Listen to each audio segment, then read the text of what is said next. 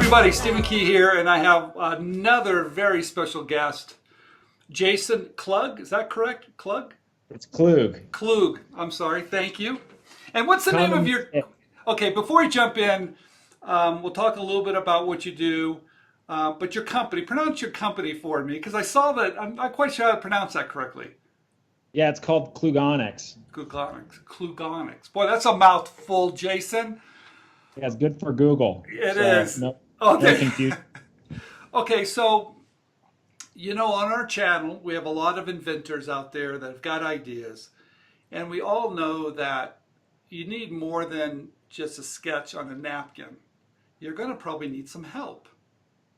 And you're going Totally. to probably need help in a lot of different areas because your company does a lot of different things. So could you please share with all of us a little bit about yourself and what your company does?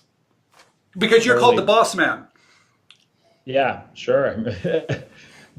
So my background is in engineering. So I always, my whole career has been making products more on the technical level.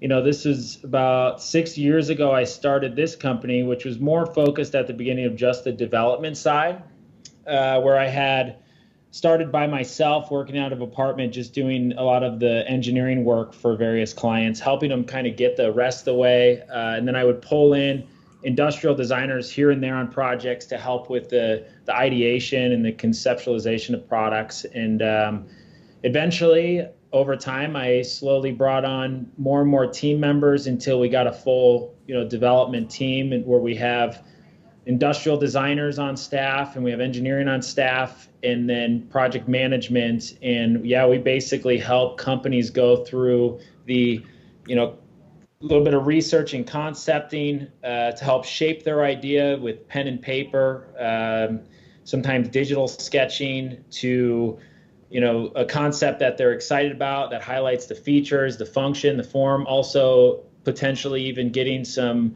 idea of what intellectual property is possible in early phases. And from there, we'll move them into a design for prototype phase where it actually goes from a designer's hands into an engineer's hands. And that's when they do a lot of the 3D modeling work, the problem solving of how to make the mechanisms, the functionality of it work. We'll actually then create prototypes, and we create prototypes a variety of ways. Sometimes we do it overseas where we have a partner that we've been working with for many years that does, CNC prototypes that are, CNC'd out of solid plastic, then painted and finished, very presentable, where they're, good for video, photography, whatever you might need it for, but then also testing. That's great because then we could give them this functioning prototype. They could test it, interact with it. Then they're going to, have a list of tweaks and changes they want to make, but then also get some feedback from potential customers. And then we go through the start of the design for manufacturing phase on our end, where we implement a lot of those tweaks and changes and then get the models as far along as we can to where at that point we pass it off to Nate and his team, where they're then able to start, getting factory quotes, getting the strategy on the manufacturing level squared away, so then they could finish the process and get into production and quality control moving forward. Okay, wow, that sounds like a lot to absorb. Jason, you're overwhelming me for just a minute. So let's start at the very beginning. I've got this, I love your website, by the way. And I love at the very beginning, it says, if you've got a half-baked idea, middle of the night idea, a sketch on a napkin idea, you need to come to us from conception to completion. So you do Totally. the whole 9 yards.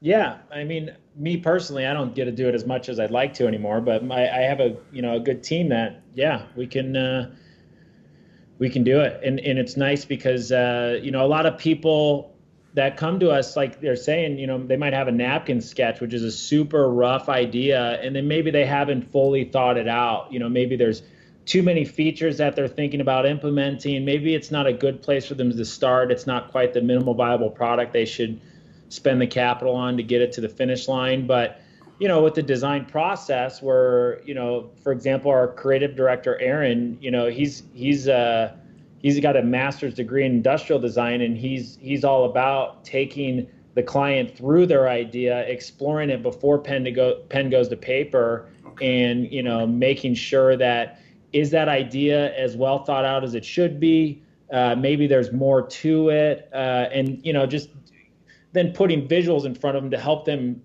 start visualizing what it can become, and process of elimination gets them into a final concept that they're excited about.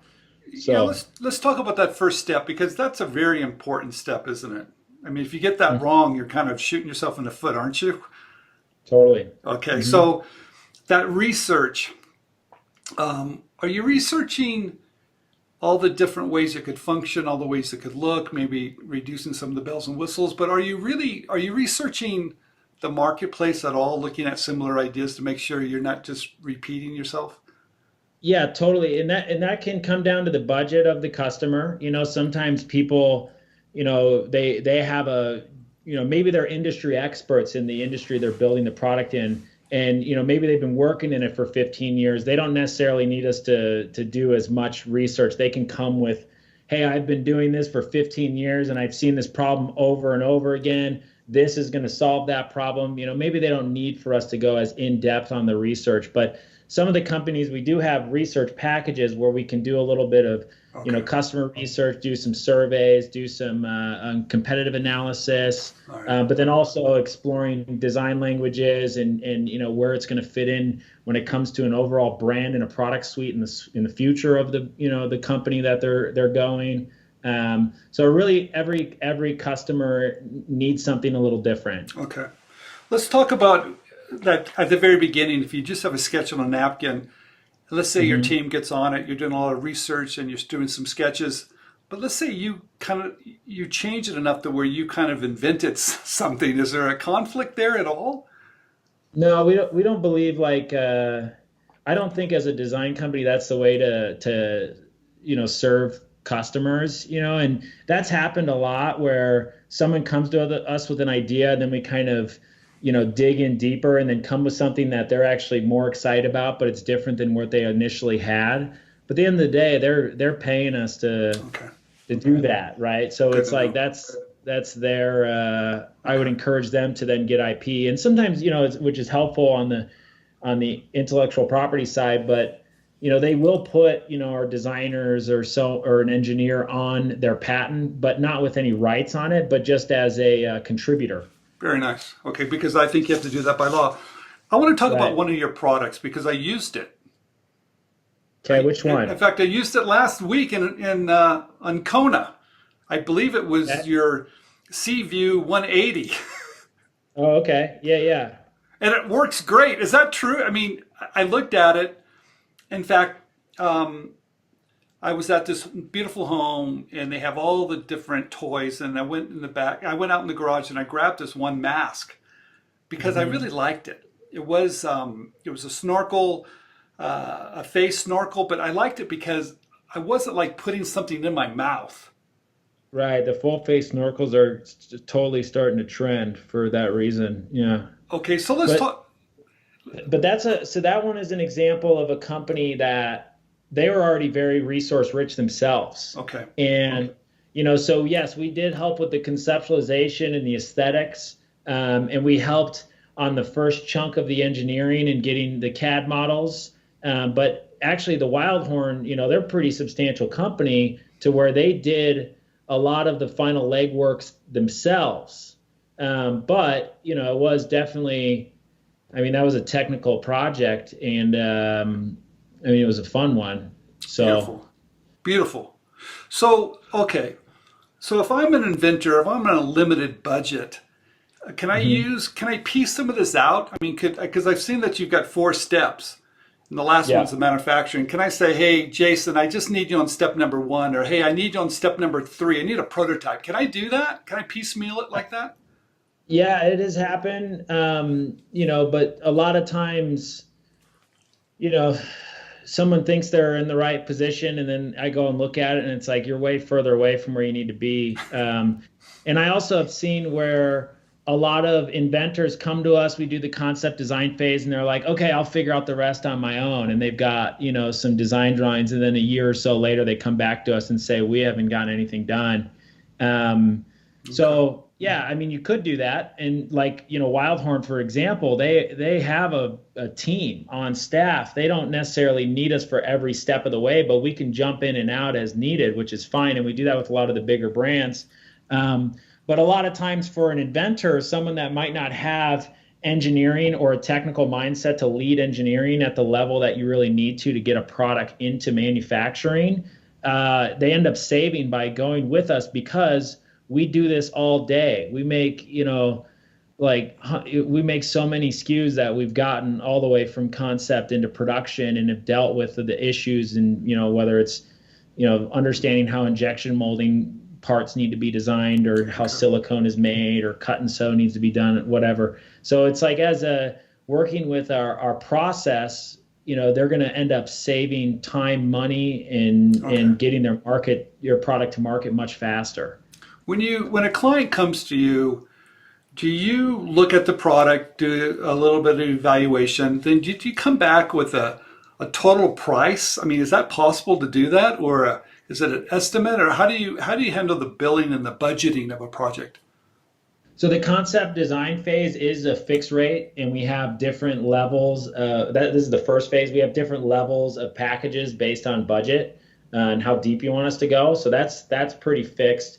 Engineering can be, that's tough at times to come up with an initial cost when it's, how much time it's going to take. But we give good estimates to where if, we give a good enough estimate where you could then budget for it. Okay. When it comes to manufacturing, sometimes it's hard to estimate manufacturing without assets to get quotes or images of the design. If you just go, hey, I want to make a shovel that does this, to get a quote on that's accurate is pretty tough. But if you have something physical, like an example or a complementary product that's very similar, you could definitely get like an idea of where that cost could end up, knowing that there's going to be a plus or minus in there somewhere. Okay, wonderful.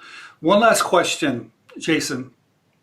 How important is to work with a company like yours that has all the different, the different parts from the very beginning to the very end, because you're tied in the manufacturing too? Because how important it is for you to design something that can actually be manufactured? Oh, I mean, so many companies that I interact with, that you hit walls, and because we have, and we'll get into Nate's side, and you'll see how we're able to power through those walls, because sure, we could have all the designers and engineers in the U.S., but that doesn't really matter unless you have someone on the ground at the factory level that is just as technical, if not more technical, on the production side with you, but then also understands the culture on the other side of the world in order to manage it through the process. So, yeah, I mean, we just really help prevent hitting walls. Or if we do hit walls, we know how to plow through them and continue on without hiccups. And one thing that we take, pride in is the fact that we keep it super transparent. And when we hit those walls, the client's going to be exposed to it and be like, hey, this is the issue we ran into. Okay. These are this is how, here's a few ways that we're thinking we could bust through that wall. Just so you're aware, that's what we're working through and stuff like that. So okay. I think it's, it helps you get there without really, versus going to a bunch of different freelancers here and there. And, one might be specialized in this, but they need the job. So they're going to go, yeah, I could do that. And then you get, 2 months down the road, they build you so many hours, and then they get to a point where it's like, what, I can't do this, and then you're on the hunt for another freelancer. Okay. How important, I've got one more question. I said I was going to stop. One more question. Because you're looking at this project from the front end to the back end, and you're designing something that can be manufactured, how important is that to take that knowledge and to actually use that with the IP as well, in your opinion? Oh, I mean, if you have,